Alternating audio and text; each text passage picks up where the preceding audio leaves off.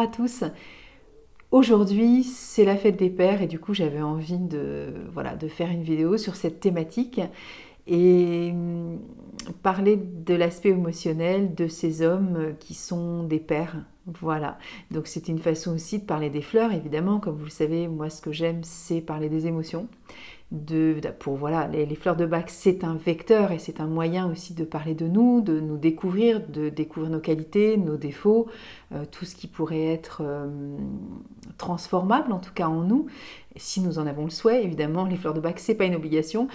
Chacun va découvrir qui il est à travers ce que proposent les fleurs en fait, dans son versus limitant, comme dans son versus aussi glorieux, on va dire lumineux, ou ce qui va nous élever et nous tirer vers le haut. Et donc sur cette thématique des pères, donc j'ai sélectionné un certain nombre de fleurs et encore une fois ici cette capsule n'est pas dans une dans une notion de jugement ou voilà, le but c'est de poser des mots et des émotions sur les variables possibles. Évidemment, rien n'est exhaustif dans ce que je fais. C'est pour ça que j'en fais plusieurs des vidéos, parce que je peux aborder évidemment des mêmes sujets sous différents angles. Et en l'occurrence là, je vais faire une espèce d'état des lieux de ce que j'ai envie d'être ici et maintenant sur cette thématique de la fête des pères et du variable émotionnel sur cette posture de père. Et alors voilà, on parle beaucoup de sororité, on parle beaucoup de MeToo, et c'est nécessaire et important et capital que nous, les femmes, nous puissions aussi exprimer nos souffrances, nos blessures pour éveiller les consciences. Évidemment, les hommes, ils ont aussi à dire des choses, ils n'ont pas toujours les moyens de le faire. Je ne sais pas si c'est un désir ou un non-désir de s'exprimer, peut-être des fois c'est une incapacité à le faire, ça dépend vraiment de comment on a été ici éduqué, d'où l'on vient et quelles sont nos croyances par rapport à ça. Encore une fois, évidemment, même si on ne veut pas genrer, on n'est quand même pas dans la même mouvance, on va dire, de l'expression de qui nous sommes. Encore une fois, on ne va pas faire de généralité, toutes les femmes ne sont pas comme ceci et tous les hommes ne sont pas comme cela, fort heureusement, parce que sinon, au secours, c'est pas du tout le propos. Voilà, le contexte, évidemment, il est à prendre dans sa globalité. Et c'est tellement multifactoriel que de toute façon, on ne trouvera jamais une façon de définir qui que ce soit avec quoi que ce soit. Et c'est vrai qu'on a souvent tendance à s'insurger quand on a de l'information parce qu'on globalise, on généralise, et c'est vrai, et en même temps c'est faux. Encore qu'il y a des exceptions, parce que il y a des femmes merdiques tout autant que les hommes, et il y a des femmes merveilleuses tout autant que les hommes. Donc voilà, c'est juste quand même pour remettre un peu les choses d'aplomb. Et donc, alors je ne suis pas du tout le porte-parole de ma vision de l'homme ou de la paternité, hein. Ça reste une capsule sur les fleurs de bac, hein, donc c'est pas un petit disclaimer, mais un peu quand même, hein. Et donc par rapport à ça, j'avais envie aussi de parler, oulala, ça bouge beaucoup, j'avais envie de parler de tous ces hommes aussi qui n'ont pas eu de modèle paternel, hein, parce qu'il y a aussi beaucoup d'hommes qui deviennent des papas, mais qui n'en ont pas eu. Donc ça, évidemment, des fois c'est complexe, et encore une fois je vais démentir ce que je suis en train de dire. Il y a des hommes qui n'ont pas eu de père biologique à côté d'eux en tout cas, ou alors pas biologiques, hein, qui ont été élevés par des femmes et mais qui peuvent aussi, évidemment ils ont un père, hein, ça c'est pas possible autrement, alors qu'il soit d'une procréation médicalement assistée, d'un père décédé, d'un père absent, d'un père fuyant, d'un père X. De toute façon, le père est là. Ça, c'est pas possible autrement. Et ce que je voulais dire plutôt, c'est que ce référentiel par rapport à la paternité, il peut devenir bien sûr d'une figure paternelle qui n'est pas son père, mais que je peux m'attribuer moi en tant que garçon, comme m'identifier en tant que papa idéal en tout cas, hein. Donc ça peut être bien sûr un membre de la famille, ça peut être le père d'un autre enfant, enfin ça peut être même un héros de dessin animé, j'en sais rien, un film, un livre. L'identification et le modèle que l'on peut prendre, c'est vraiment en fonction de notre histoire personnelle, et ça, il y en a des millions d'hommes qui n'ont pas eu de père. Donc des fois c'est plus complexe, mais des fois pas du tout. Ça peut être aussi, peut-être des fois dans la vie d'un certain homme, aussi une sauvegarde aussi, hein, parce que voilà, il y a des hommes qui pourraient aussi avoir eu des ascendants limitants aussi pour certains hommes. Donc chaque histoire évidemment est à prendre comme elle est, et encore une fois je ne peux pas généraliser, mais voilà, c'est juste aussi un état de fait. C'est important aussi de se remettre dans un contexte où on fait avec ce que l'on a et ce que nous sommes, et donc évidemment ce que nous sommes vient souvent quand même de l'empreinte du passé et de l'histoire que nous avons eue, parce que forcément on ne vient pas de naître là comme ça papa du jour au lendemain, on a une histoire avant, donc cette histoire-là elle va avoir une teinte particulière en fonction de l'accueil de l'enfant qui va venir et qui va me faire naître père, en relation évidemment avec l'empreinte et l'ADN que j'ai construit, et les croyances et les mouvances émotionnelles et intellectuelles de pensée, de comportement depuis X temps, c'est comme ça. Donc, j'en viens aux fleurs. Alors, je les montre, je pense que je les mettrai à l'écrit, mais au cas où, donc, parce que ceux qui suivent commencent déjà à bien connaître certaines fleurs. Donc, Star of Bethlehem, j'avais envie de commencer par celle-ci, parce que ça peut être des fois le fait d'être un père, peut être aussi un état de choc.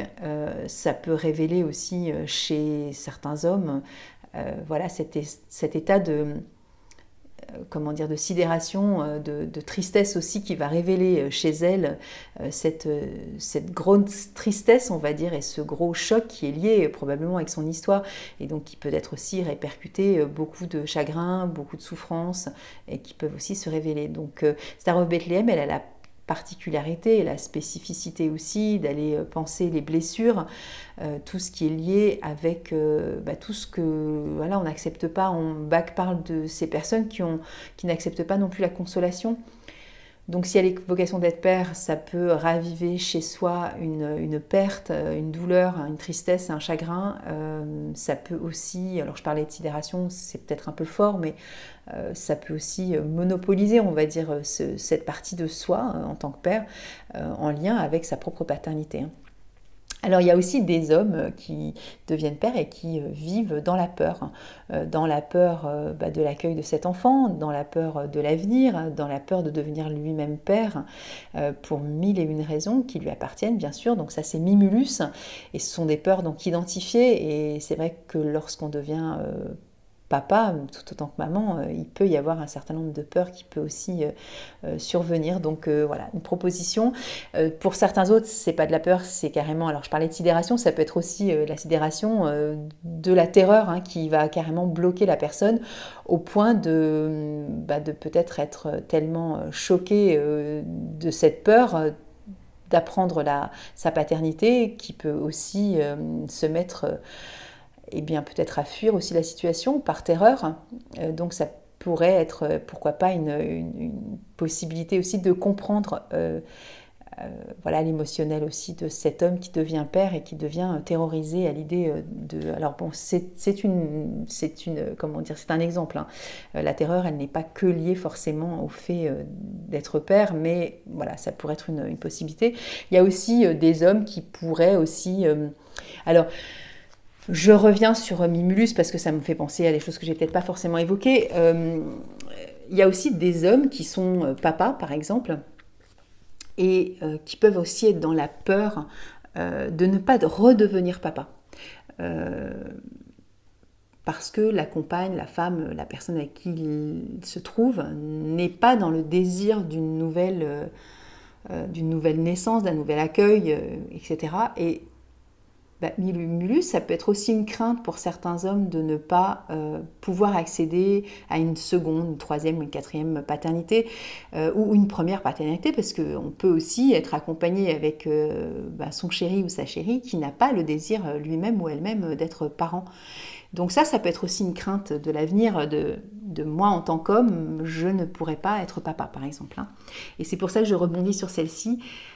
À l'inverse, il peut y avoir aussi des hommes qui ont été des pères, puisque c'est la fête des pères, hein, et donc là je m'adresse aussi peut-être à ces enfants, ça peut être des femmes ou des hommes qui m'écoutent actuellement, sur le regard aussi qu'ils ont porté sur leur propre père, sur ces hommes qui se sont souvent soumis justement au désir de leur compagnon ou de leur compagne et qui ont souvent cédé pour faire plaisir, et donc il n'y avait pas forcément ce désir de paternité à proprement parler, mais plutôt dans le écoute, si ça te fait plaisir, ok, mais c'est compliqué aussi des fois, je viens d'en parler, hein, mais d'être en raccord avec son désir personnel d'être papa et le désir de l'autre qui nous accompagne dans cette quête ou dans cette non-quête. Et pour le coup, des fois, on peut aussi être dans l'asservillissement aussi du désir de l'autre pour des fois pour pas heurter la sensibilité de son compagnon ou de sa compagne, parce qu'on ne veut pas non plus que ça crée de conflits ou que ce soit compliqué après dans le couple.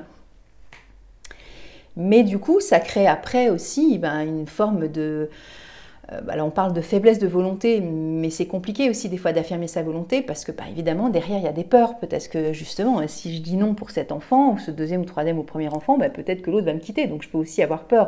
Donc vous voyez que des fois, dans les émotions, encore une fois, vous avez vu la semaine dernière sur les pelures d'oignons, vous comprenez qu'on dira oui, mais je comprends pas, les fleurs ça bouge tout le temps. Oui, mais ça bouge, c'est normal. Si je me réalise que je n'arrive pas à m'affirmer face à ce désir de mon compagnon, ma compagne, d'être parent, et que moi j'en ai pas envie, eh bien forcément ça peut aussi révéler d'autres émotions derrière. Voilà, c'est comme ça. De l'impatience, il y a eu des papas très impatients aussi à vouloir d'être des pères, ou dans la façon d'éduquer aussi, hein, parce qu'il n'y a pas que dans le désir de paternité. Quand je parle de la fête des pères là, j'ai envie d'évoquer au sens large, hein. Et dans l'impatience, eh bien oui, il y a aussi cette impatience des fois à vouloir précipiter aussi des situations de paternité ou d'éducation qui font qu'on peut être aussi très très impatient avec ses enfants quand on est un père, à vouloir aussi des fois voir nos enfants grandir très vite, par exemple, parce que certains pères ne sont pas très intéressés, entre guillemets, sur des fois le début de l'enfant qui est dans son couffin, pas très intéressant, il est collé à sa mère, elle est tout le temps en train de lui donner le sein ou le biberon. Moi je m'en occupe pas, parce que tant que je peux pas vraiment interagir avec lui ou jouer avec lui, je vois pas trop l'intérêt, quoi. Donc des fois on est aussi trop dans l'impatience, enfin je dis on, façon de généraliser, hein. Voilà, ça peut être aussi une version de ce papa.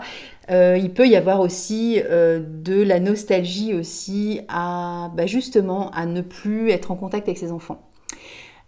Parce qu'il y a des papas qui sont évidemment éloignés de leurs enfants, donc on peut aussi être dans la nostalgie aussi de ce regret de ne pas avoir pu aussi constituer ce foyer, peut-être dans l'image qu'on s'était faite aussi de la famille, avec ces enfants qui sont peut-être issus de plusieurs mamans, parce que ça arrive aussi, où on est parcellé aussi dans cette paternité avec des fois 2, 3, 4 femmes différentes avec des enfants à droite à gauche. Et cette nostalgie, ces regrets ou ces remords, ou c'est d'être toujours un peu penché sur le passé, voilà, ça peut être aussi une façon aussi de voir les choses. J'avais envie de parler aussi de tous ces hommes qui ont des fois, qui s'inquiètent aussi pour leurs enfants, qui sont à droite à gauche et qui ne sont pas non plus en lien avec leurs enfants, en fonction aussi bien sûr de la situation avec l'autre. Alors ça peut être le père, bien sûr, souvent la mère, hein, qui a la garde des enfants quand le juge aux affaires familiales décide d'acter un souhait plutôt qu'un autre par rapport à l'âge des enfants, le conditionnement, etc., etc. Et bien des fois on s'inquiète aussi pour nos enfants, parce qu'on a le sentiment qu'ils ne sont pas forcément, ils sont pas forcément soit en sécurité, ou on n'a pas un œil sur eux, parce que on parle souvent des mères poules, mais les papas aussi sont des poules, ou plutôt des coqs, mais des coqs poules en fait.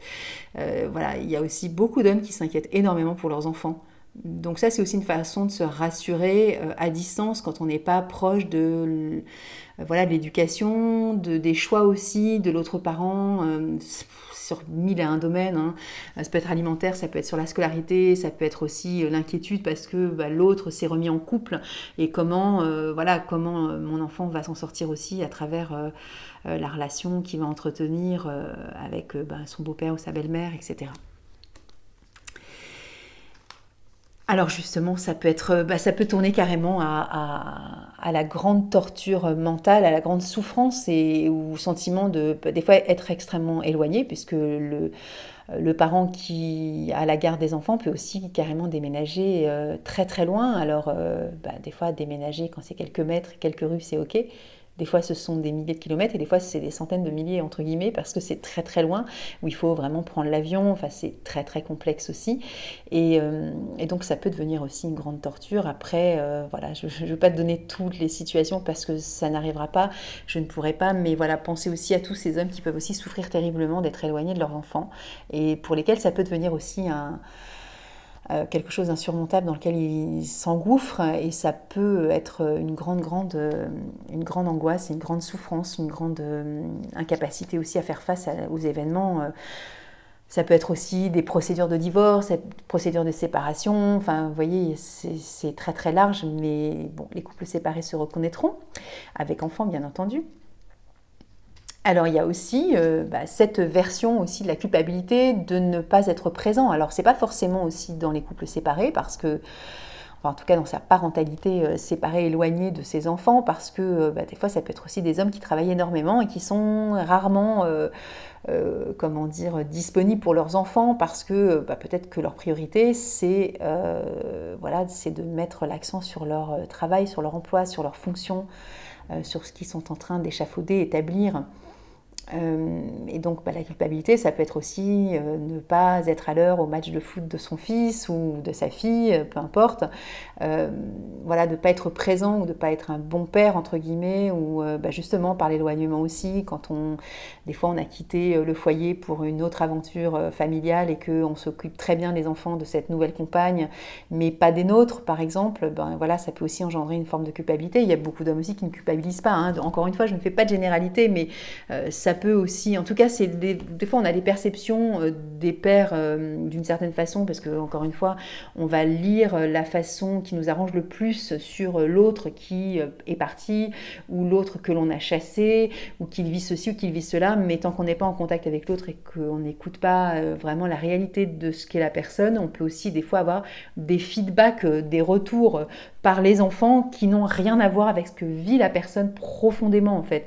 Et c'est toujours une projection de la mère ou du père en fonction de ce qu'il est, et c'est pas forcément la réalité de ce que vit vraiment l'autre partie de soi, enfin en tout cas du parent.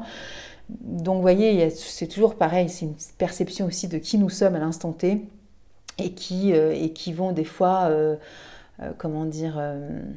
fausser la relation, et en même temps, des fois on le laisse aussi un peu, c'est comme ça, de toute façon, ça c'est de la résignation aussi. Hein. Je ne vais pas non plus changer les choses, si tu veux, ton père il est comme ça, ou alors la mère de mes enfants elle est comme ça, c'est comme ça. Je ne vais pas me battre non plus, je ne vais pas changer ma façon d'envisager d'obtenir la garde de mes enfants ou de les voir ou des fois en tant que père par exemple, quand l'adolescent se comporte de telle et telle façon parce que lui il est en train de construire aussi son monde social et il n'est peut-être pas présent non plus dans sa relation avec son père, et des fois les pères n'actent pas non plus des actions qui pourraient aussi motiver aussi le lien, la relation de cet enfant qui n'en est plus un. Quand on dit j'ai des enfants, on a des enfants quand même ils ont 35 ans et que nous en avons 60 ou 70. Hein.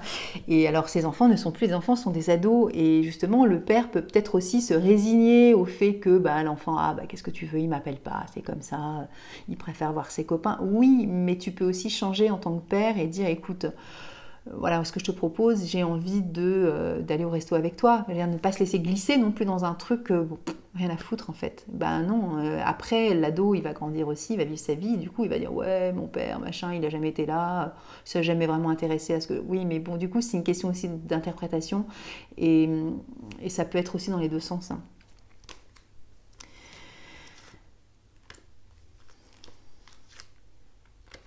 Alors il y en a ceux qui vont faire comme si tout allait bien hein, et qui peuvent aussi être extrêmement inquiets, angoissés à l'intérieur d'eux et qui ne vont pas forcément montrer la réalité. Alors je n'ai pas toujours cité le nom des fleurs, mais c'est pas grave, je les mettrai voilà, en écrit comme ça vous les aurez.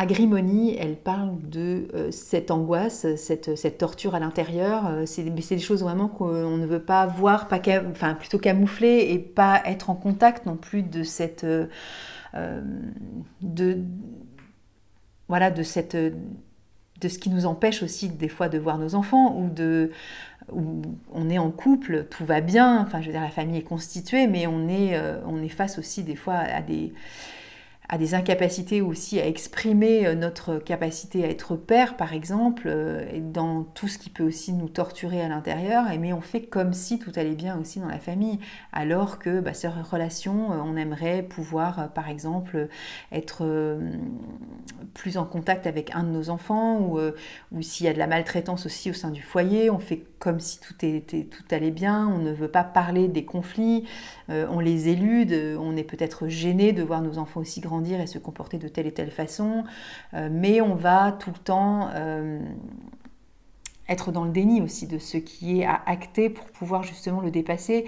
Et après, ça peut aussi causer des troubles comportementaux aussi face à ce que ce père peut aussi, comment dire, vivre. Ça veut dire qu'il va peut-être cacher, camoufler et éluder le problème alors c'est la proposition de Bach, hein, c'est qu'il parle aussi de ceux qui vont pouvoir user de drogue ou d'alcool pour faire passer la pilule d'une certaine façon, hein. Mais c'est pas en fuyant, alors on parle de drogue et d'alcool, j'en ai souvent parlé, hein, toute forme d'addiction, c'est-à-dire, c'est pas des addictions, mais c'est, on va dire plutôt toute forme d'évitement de ce qui va me confronter à ma relation à l'autre dans mon rôle de père. Et donc, à partir de ce moment-là, je préfère peut-être me réfugier dans quelque chose qui va me faire du bien, en tout cas qui va anesthésier momentanément mon angoisse ou ma souffrance, au lieu d'affronter vraiment la réalité, de se dire, voilà, comment je peux interagir, comment je peux faire, ou qu'est-ce qui me gêne, ou enfin bref, aller voir ce qui ne va pas.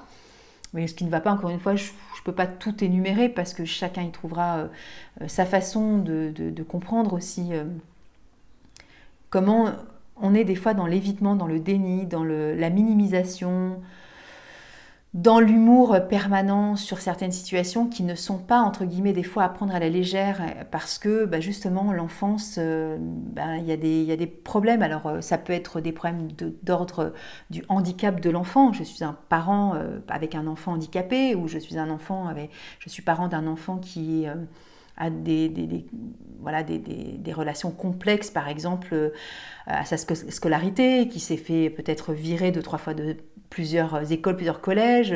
Mais moi, en tant que parent, vous voyez, je peux donner tous les exemples, mais vous voyez, des fois, on peut être aussi dans le parent, en tant que papa, de faire youpla boum devant la famille, ou même devant son compagnon ou sa compagne, et puis de ne pas être vraiment au cœur du vrai sujet, en fait. Et dans cet évitement, à un moment donné, ça va nous revenir aussi en pleine poire. Donc c'est important aussi de savoir des fois tomber le masque et de prendre les choses aussi à bras-le-corps. Des fois, il y a des papas aussi qui peuvent être dans cette espèce, vous savez, de tour d'ivoire, de père, des fois un peu inaccessibles, solitaires. Hein. On les appelle aussi des fois des ours, hein, des papas qui préfèrent avoir des cabanes au fond du jardin.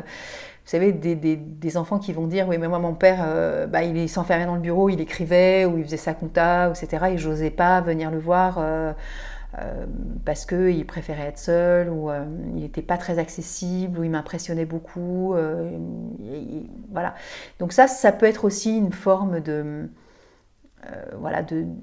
personne, enfin de papa qui va pas se rendre des fois accessible et à la portée aussi de ce que chaque enfant a alors je dis enfant, du bébé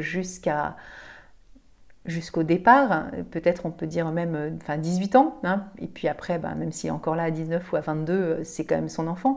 Mais voilà, dans cette évolution aussi, de cet intérêt et de cette accessibilité qu'il a peut-être aussi à transmettre à ses enfants, à sa façon, mais sans se laisser déborder, parce que je parle de l'enfant, du papa à l'enfant. Mais quand il y a 3 ou 4 enfants ou 6 enfants dans la famille, c'est toujours le même père qui va aussi faire le lien avec ses 4 autres enfants ou 3 autres enfants.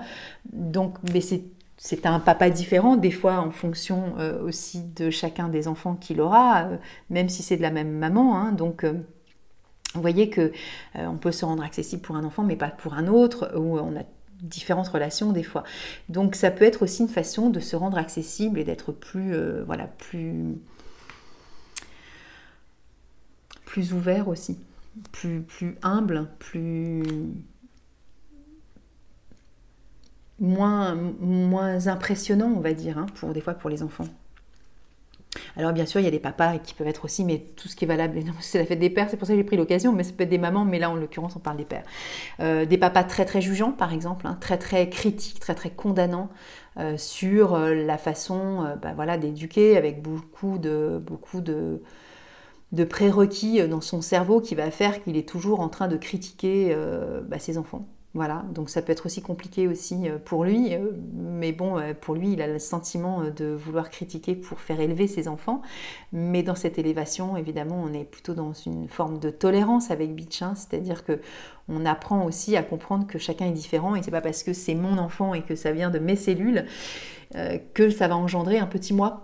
Parce que c'est pas la réalité en fait, hein. Ça n'est pas un petit moi, c'est un être qui est doué d'existence autonome. Hein. Donc ce que je juge et que je critique n'est pas aidant non plus pour mon enfant. Donc il peut y avoir une forme de communication sur ma vision des choses, mais c'est pas quelque chose que je vais non plus condamner chez l'autre. Hein. C'est une ouverture d'esprit aussi. Hein. Qu'est-ce que je vais vous dire d'autre ? J'avais envie de vous dire aussi chicorée, ça peut être aussi des papas qui sont très dans le côté possessif, hein, de tu m'appartiens, voilà, c'est l'amour, on dit souvent de l'amour possessif, de l'amour chantage, de l'amour élastique, de l'amour qui n'autorise pas non plus à libérer aussi l'autre dans cette enfance ou dans cette adolescence, ce jeune adulte qui est toujours en train de s'immiscer aussi dans la vie de l'autre pour pouvoir tirer aussi un bénéfice, un retour de l'amour sur soi et savoir que l'autre ne nous appartient pas et qu'à partir du moment où il est, même s'il n'est pas autonome à proprement parler, qu'il a besoin de ses parents, même si c'est un tout petit nourrisson, on ne peut pas le posséder en tout cas. On peut donner de l'amour, hein, mais il n'y a pas forcément de notion aussi d'échange au terme donnant-donnant, gagnant-gagnant. Hein. C'est la liberté totale de cet amour inconditionnel que je vais donner sans attente aucune. Bon, écoutez, je ne sais pas, ça fait 27 minutes, je vais peut-être m'arrêter. Il y en a plein d'autres, évidemment. En tout cas, certains papas, des fois, c'est compliqué pour eux aussi. C'est ça que j'avais aussi envie de dire. Donc, bonne fête à tous les papas. J'ai envie de dire aussi bonne fête à tous les papas qui ne veulent pas être des pères et qui l'ont été. Bonne fête à tous ceux qui n'ont plus de papa. Bonne fête à ceux qui désirent être pères et qui vont être des pères malgré tout, même si ils n'ont pas rencontré de personnes pour les accompagner pour vivre cette situation. Tous les pères aussi qui sont en demande d'adoption, tous les pères qui sont dans cette quête et pour lequel c'est compliqué aussi de vivre des fois, comme je disais tout à l'heure, différentes paternités. Voilà, la place du père, elle est nécessaire. Elle est aussi à prendre en considération chez nous en tant que femme et donc à échanger bien sûr sur ces propos-là.